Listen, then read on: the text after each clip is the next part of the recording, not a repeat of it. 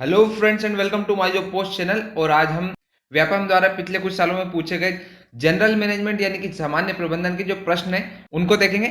तो ये group to सब ग्रुप 4 का जो लेबर इंस्पेक्टर का पेपर हुआ था उसका जो सामान्य प्रबंधन पूछा गया था व्यापम के द्वारा उसके क्वेश्चंस देख लेते हैं। कुछ स्टूडेंट ने रिक्वेस्ट की थी कि जो आप जो पढ़ा रहे हैं वो इस हिंदी और इंग्लिश दोनों में हो, तो मैं कोशिश करूंगा कि दोनों लैंग्वेज को कवर कर सकूं साथ में। तो स्टार्ट करते हैं। Shop floor workers are associated with which of the following, यानी कि शॉप फ्लोर जो कार्यकर्ता होते हैं वो निम्नलिखित में से किसके साथ जुड़े होते हैं। तो वो होते हैं निम्न स्तर के कार्यकर्ता। शेष प्रबंधन जो रहते हैं वो उच्च अधिकारी रहते हैं, मध्यम उसके नीचे, और जो निम्न स्तर के रहते हैं ये कार्यकर्ता रहते हैं, यानी कि शॉप फ्लोर कार्यकर्ता। इनको तकनीकी कौशल का ज्ञान होना आवश्यक है।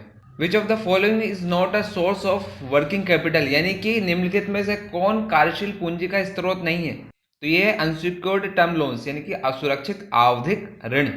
The time gap between the payment for raw material purchases and collection of cash from sales is referred to as the, ये कहलाता है कैश साइकिल, यानी कि कच्चे माल की खरीद के लिए भुगतान और बिक्री से नकदी के बीच की वसूली के बीच के समय को जो कहते हैं वो अपन कहते हैं नगद चक्र। Which of the following functions in an organization enhances the skill and capabilities of employees, यानी कि एक संगठन में से कौन सा कार्य कर्मचारियों के कौशल और क्षमताओं को बढ़ाता है। तो वो बढ़ाता है आपका ट्रेनिंग, यानी कि प्रशिक्षण। जो आप प्रशिक्षण देते हैं अपने कर्मचारियों को, अपने अधिकारियों को, अपने शीर्ष प्रबंधन को, अपने वर्कर्स को, that is only for improving the skills and capabilities.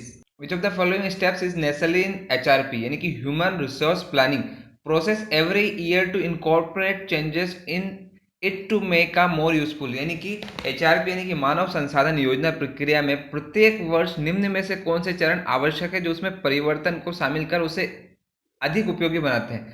तो ये है आपकी प्रक्रिया की समीक्षा करना, यानी कि रिव्यूइंग प्रोसेस। आप रिव्यू करते हो आपके प्रोसेस को ठीक चल रही है या नहीं चल रही। अगर उसमें कुछ करेक्शन की गुंजाइश है, कुछ सुधार की गुंजाइश है तो उसको सही करते हैं, और अगर ठीक चलती रहती है तो बस उसी को कंटिन्यू करने के और उसमें और इम्प्रूवमेंट करने के लिए प्लानिंग की जाती है। Blank is a tendency to judge people based on the perception of the group to which he belongs, यानी कि खाली स्थान लोगों को आंकने की प्रवृत्ति है जो कि उस समूह के अवगुण पर आधारित है जिससे वे संबंधित होते हैं। तो इसको बोलते हैं आप स्टीरियोटाइपिंग, यानी कि रूढ़िबद्धता। Which theory believe that leaders share some inborn personality traits, यानी कि कौन से सिद्धांत से माना जाता है कि नेताओं में कुछ असहज एक या फिर अंतर्जात व्यक्तित्व लक्षण होते हैं। तो ये होता है उनका ट्रेड थ्योरी ऑफ लीडरशिप, यानी कि जो उनका नेतृत्व करने की शैली है, जो नेतृत्व करने का सिद्धांत है, उसके द्वारा आप पहचान सकते हैं कि नेताओं में कुछ अंतर्जात व्यक्तित्व लक्षण होते हैं।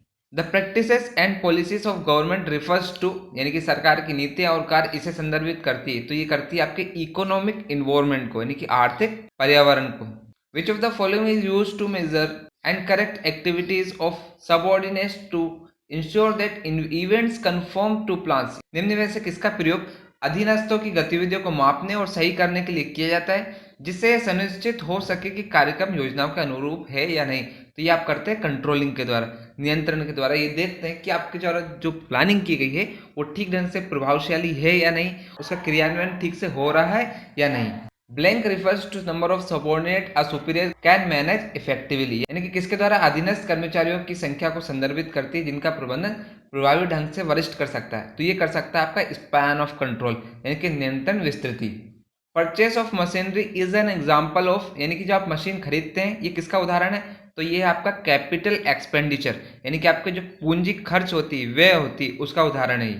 Operating leverage measures the effect of change in blank and operating capacity on EBIT, यानी कि परिचालन प्रभाव खालिस्तान में परिवर्तन के कारण को मापता है और EBIT पर क्षमता का संचालन करता है। तो ये करता है आपका सेल्स क्वांटिटी, यानी कि विक्रय परिमाण, जो आपकी क्वांटिटी होती है सेल्स की उसके मापता है। The process of recording, classifying, summarising the transaction is called, यानी कि लेन देन के अभिलेखन, वर्गीकरण और संक्षिप्तीकरण की प्रक्रिया को कहा जाता है, इसको कहा जाता है बुक कीपिंग, यानी कि बही खाता लेखन। The practice of omitting paise and then rounding off the figure in the financial statement is based on, ये होता है आपका मटेरियलिटी कंसेप्ट, यानी कि एक वित्तीय विवरण में जो पैसे छोड़ते हैं आप, जो ऊपर का जो मार्जिन रहता है वो आंकड़ों का निकटतम करना है कि आप उसको राउंड ऑफ कर देते हैं। जैसे कि 4.4 को आप 4 कर देना या फिर 4.8 को 5 कर देना।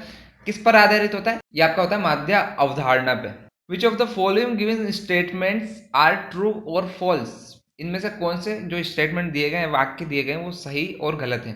यह डिस्ट्रीब्यूटिव जस्टिस यानी कि refers to perceived fairness of the amount and allocation of rewards among individuals, यानी कि ठीक है, ये सही है। यानी कि हिंदी में कहे तो वितरणात्मक न्याय क्या है? व्यक्ति के बीच राशि की प्रत्यक्षीकृत निष्पक्षता और पुरस्कारों का आवंटन करने से संदर्भित है वितरणात्मक न्याय। Procedural justice refers to perceived fairness of process used to determine the perception of individuals। तो प्रक्रियात्मक न्याय क्या है? व्यक्तियों की धारणा को निर्धारण करने के लिए प्रयुक्त प्रक्रिया के प्रत्यक्षीकृत निष्पक्षता से संबंधित, तो ये सही नहीं है, तो आपका आंसर हो जाएगा A true and B false. Which of the following events can be forecasted with the help of HRP? HRP यानी कि ह्यूमन रिसोर्स प्लानिंग। तो निम्न में से कौन सी घटना पूर्वानुमान एचआरपी की सहायता से लगाया जा सकता है? तो यह होता है आपका एट्रिशन रेट यानी कि क्षयण दर। Bank overdraft as per cashbook is uh, तो ये होता है आपका क्रेडिट बैलेंस। रोकर भाई के अनुसार बैंक ओवरड्राफ्ट एक आपका जमा शेष कहलाता है। Which of the below given people are focused on subjective inner world of thoughts feelings and ideas? तो ये होता है आपका इंट्रोवर्ट्स, यानी कि देखें तो नीचे दिए गए लोगों में से कौन लोग व्यक्तिनिष्ठता, विचारों की भीतरी दुनिया, भावनाओं एवं विचारों पर केंद्रित रहते हैं? तो ये होते हैं अंतर्मुखी, जो अपने विचार ज़्यादा बाहर ना प्रकट करते हुए अंदर ही अंदर एनालिसिस ज़्यादा करते हैं। Which of these skills are important for a worker at the shop floor level? यानी कि इनमें से कौन सा कुशल दुकान के भूमि स्थल स्तर पर एक कार्यकर्ता के लिए अधिक महत्वपूर्ण है? तो ये आपका होता है टेक्निकल स्किल्स यानी कि तकनीकी कौशल। सी अगर शीर्ष प्रबंधन है तो they should be expert in planning and controlling, but अगर आप वर्कर्स हैं, आप कर्मचारी हैं, अगर आप कर्मचारी हैं, एम्प्लॉयज हैं, तो आपको टेक्निकल स्किल्स आनी चाहिए, चाहे वो आप किसी प्रोडक्शन में हो, चाहे आप वो किसी data manipulating, data fetching, data management में हो, बट आपके टेक्निकल स्किल्स ठीक होने चाहिए। The market price of a share of common stock is determined by, तो यह होता है आपका individuals buying and selling the stock, यानी कि हिंदी में देखें तो सामान्य स्टॉक के एक शेयर का बाजार मूल्य किसके द्वारा निर्धारित किया जाता है? तो ये निर्धारित किया जाता है शेयर खरीदने और बेचने वाले व्यक्तियों के द्वारा। The verbal part of a brand, the part that can be spoken और रिटन इज नोन एज, तो ये आपका कहलाता है ब्रांड नेम। एक ब्रांड का मौखिक हिस्सा वह भाग जिसे बोला या लिखा जा सकता है के नाम से जाना जाता है, तो ब्रांड नेम। अगर उसको बोला और लिखा ना जा सके, सिर्फ आप उसको देख सकते हैं, वैसे आप बना सकते हैं, उसको डिजाइन कर सकते हैं, लेकिन बोल नहीं सकते, तो उसको कहते हैं लोगो। उसको कहते हैं लोगो, किस किस ब्रांड का कौन सा लोगो, जैसे आप कई बार देख के ही समझ में आता है कि किस किस ब्रांड का है।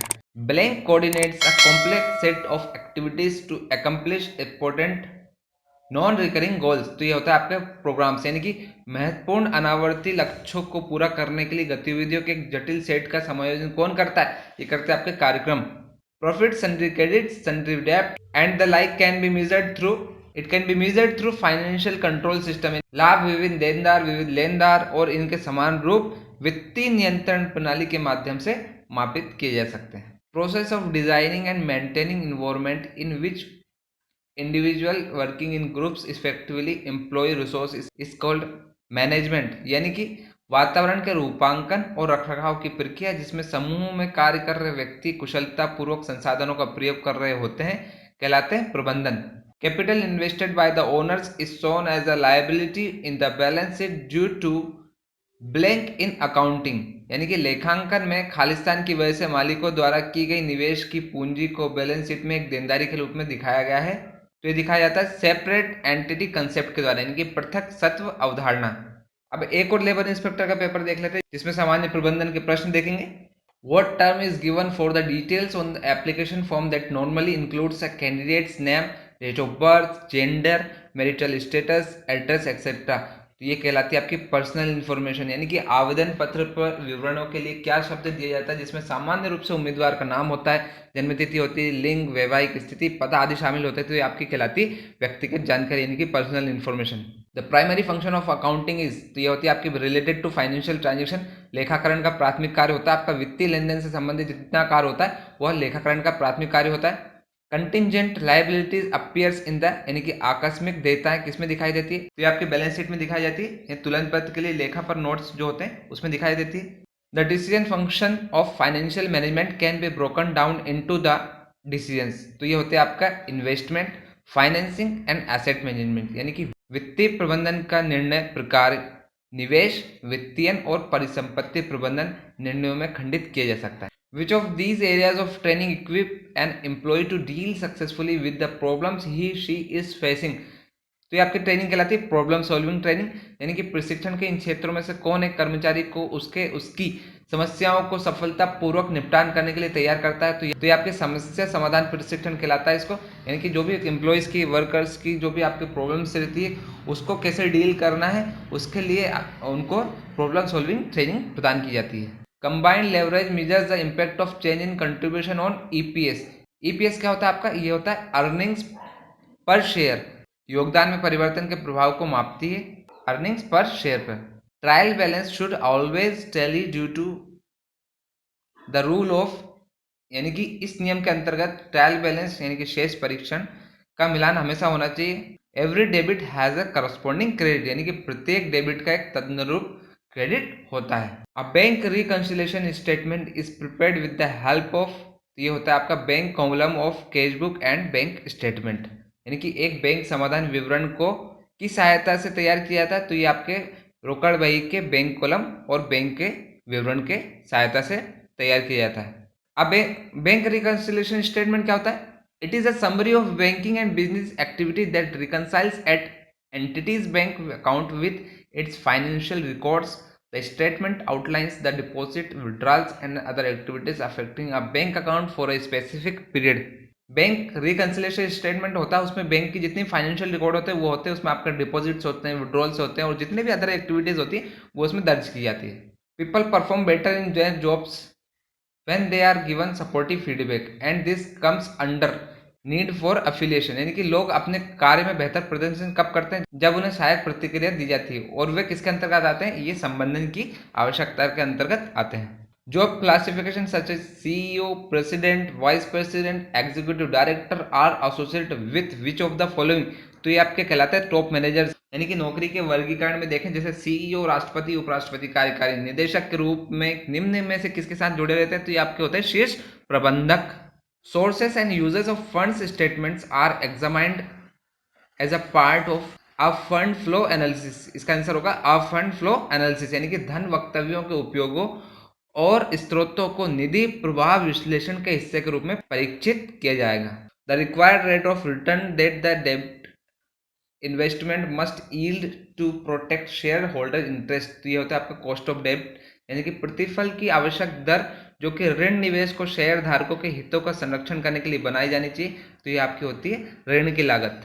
Blank help managers develop sophisticated system that will give better control over information. तो ये होती है आपकी कंप्यूटर बेस्ड इंफॉर्मेशन सिस्टम। किस प्रणाली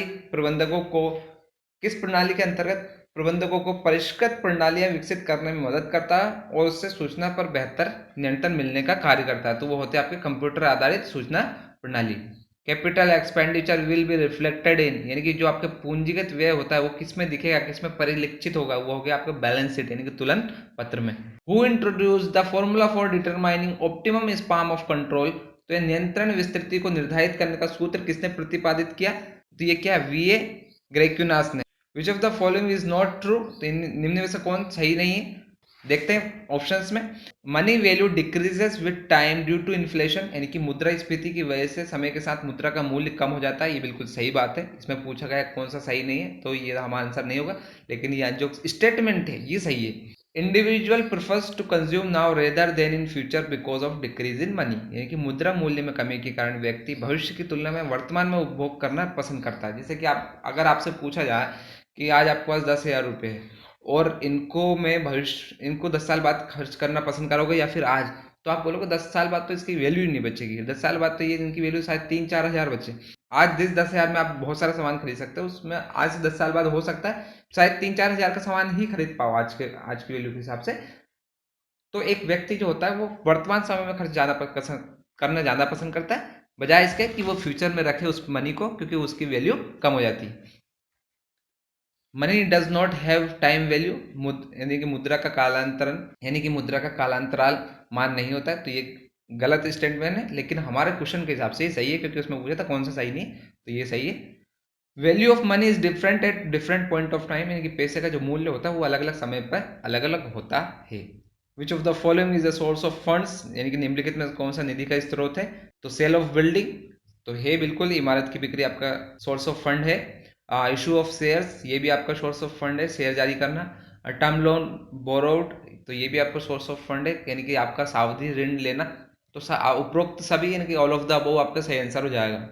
अ unique symbol that is a part of brand is referred to as, यानी कि एक अनूठा प्रतीक जो कि ब्रांड का एक हिस्सा होता है, किसके रूप में जाना जाता है, तो वो जाना जाता है आपके लोगों के रूप में। हर कंपनी, हर जो भी फर्म्स चलती, जो भी संस्थाएं चलती, हर डिपार्टमेंट, हर विभाग का एक लोगो होता है। Blank refers to the expected result of a given future period in numerical terms, तो ये होता है बजट, यानी कि किसके द्वारा संख्यात्मक पदों में दी गई भविष्य अवधि के अपेक्षित परिणामों को संदर्भित करते हैं, तो ये आपके बजट के माध्यम से करते हैं। When a buyer buys a share from the seller on X dividend rate, who will receive the dividend? जब कोई क्रेता लाभांश रहित दिनांक पर किसी विक्रेता से शेयर खरीदता है, तो कौन लाभांश प्राप्त करेगा, तो ये करेगा सेलर, यानी कि विक्रेता। In which of these individual evaluation method is the evaluator asked to describe the strong and weak aspect of employees behavior, यानी कि इनमें से व्यक्तिगत मूल्यांकन गतिविधियों में से किसमें मूल्यांकनकर्ता को कर्मचारी के व्यवहार के प्रबल और कमजोर पहलुओं को वर्णन के लिए कहा जाता है, तो ये कहता है ऐसे इवोल्यूशन, यानी कि निबंध मूल्यांकन। Which management style is characterized by low concern for people and low concern for production, यानी कि प्रबंधन की कौन सी शैली उत्पादन के प्रति निम्न सरोकार और लोगों के प्रति निम्न सरोकार के द्वारा अभिलक्षित की जाती है, तो ये की जाती है, तो ये होती है लेसेस फेयर, यानी कि अबंधता, यानी कि आहस्तक्षेपी। Which type of person tend to be objective, analytical and impersonal in decision and judgments, यानी कि किस प्रकार के व्यक्ति फैसले और निर्णय लेने में वस्तुनिष्ठ, विश्लेषणात्मक और अवैयक्तिक हो जाते हैं, तो वो होते हैं थिंकिंग, यानी कि चिंतनशील जो होते हैं, वो किसी भी कार्य के निर्णय में, किसी भी डिसीजन में वो वस्तुनिष्ठ हो जाते हैं, वो एनालिटिकल हो जाते हैं एंड इम्पर्सनल हो जाते हैं इन डिसीजन एंड जजमेंट्स। तो दोस्तों ये रहे व्यापम के द्वारा जो पूछे गए थे प्रश्न, 2 पेपर्स में प्रश्न पूछे गए थे, लगभग आपने 50 क्वेश्चन हमने किए, जिनके आने की संभावना हमारे ग्रुप 2 सब ग्रुप 4 में भी है। आगे भी व्यापम का जितने भी एग्जाम आने वाले हैं जिसमें जनरल मैनेजमेंट आता है, उसमें ये क्वेश्चन पूछे जा सकते हैं, तो आप इनका रिवाइज कर सकते हैं, इनके नोट्स बना सकते हैं, या फिर वीडियो एक बार देख लें ताकि आपको अच्छे से याद हो जाए। मिलते हैं अगली वीडियो में। अगर आपको वीडियो पसंद है तो लाइक करें, शेयर, और इसी तरह की वीडियो पाने के लिए सब्सक्राइब करें हमारा चैनल माय जॉब पोस्ट।